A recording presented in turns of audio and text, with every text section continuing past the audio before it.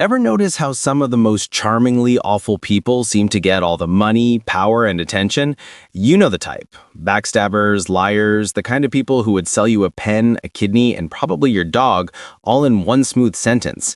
Meanwhile, the good, hardworking, ethical folks are stuck fighting over crumbs. It's frustrating, isn't it? And yet, there's a method to this madness, especially when we look through the lens of money, influence, and human psychology. Let's start with a simple idea. Success is often confused with virtue. Just because someone's rich or powerful doesn't mean they're good. In fact, a lot of research shows the opposite. People with ruthless tendencies often climb faster because they take risks that others won't, manipulate situations, and exploit weaknesses. In finance terms, think of it like an investment. High risk, high return. The nice investors play it safe. The jerks, they're all in on options that could bankrupt someone else, but make them a fortune. So why does this happen? One reason is strategic self-interest. Humans are wired to reward people who get things done, often regardless of ethics. If someone can deliver results, whether it's revenue, market share, or political wins, their moral compass doesn't matter. And guess what? People notice results more than intentions. A CEO who crushes profits through questionable practices gets a bonus, a promotion, or a public pat on the back. Meanwhile, the cautious, principled manager is seen as slow or boring. The worst people often excel at a skill called social leverage. That's a fancy term for manipulation, networking, and influence. They know exactly how to bend others' desires and fears to their advantage. Negotiation, they're ruthless. Partnerships, they exploit them. And they're often charming while doing it, which makes it easier for people to overlook red flags. Think of it like a high-yield investment that also comes packaged in a friendly, approachable CEO smile. You're drawn in, trust is built, and then suddenly, boom, they won. Another factor is the psychology of fear and greed. People tend to give power to those who intimidate or dazzle them, consciously or unconsciously. In finance, we'd call this a risk premium. The higher the perceived risk or audacity, the higher the potential reward.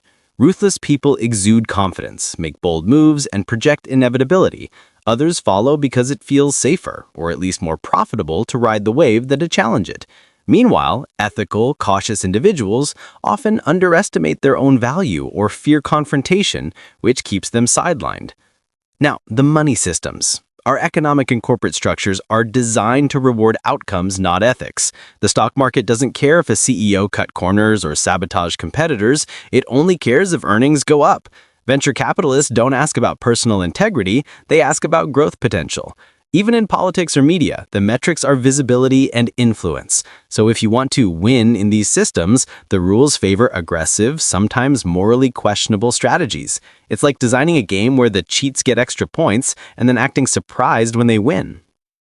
Of course, not every ruthless person succeeds and not every ethical person fails. Studies in behavioral economics and organizational psychology repeatedly show that Machiavellian traits, strategic manipulation, ambition, cold calculation, are strongly correlated with promotions, higher income, and broader influence. It's a system bias, and understanding that bias is crucial if you want to navigate the financial and professional world effectively. It doesn't mean you have to be awful, but it does mean you have to play smart. So what does this mean for you? First, awareness is wealth. If you recognize these dynamics, you can protect yourself from exploitation and make smarter decisions about partnerships, investments, and career moves. Second, you can leverage some of these strategies ethically. Negotiation, bold risk-taking, networking, all can be done without selling your soul.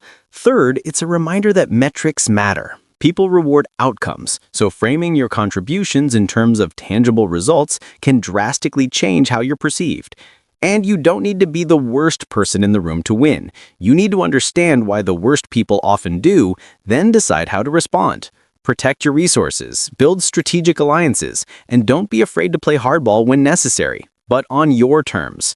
Money and influence favor the prepared, the bold, and yes, sometimes the ruthless. The rest? Well, the rest usually ends up wondering why Jeff in accounting is suddenly making 6 figures while still smiling like he's auditioning for a sitcom. So if the worst hitting it big, don't get bitter, get analytical. Observe the patterns, understand the incentives, and make your own moves wisely. Because the world rewards those who play the game smartly.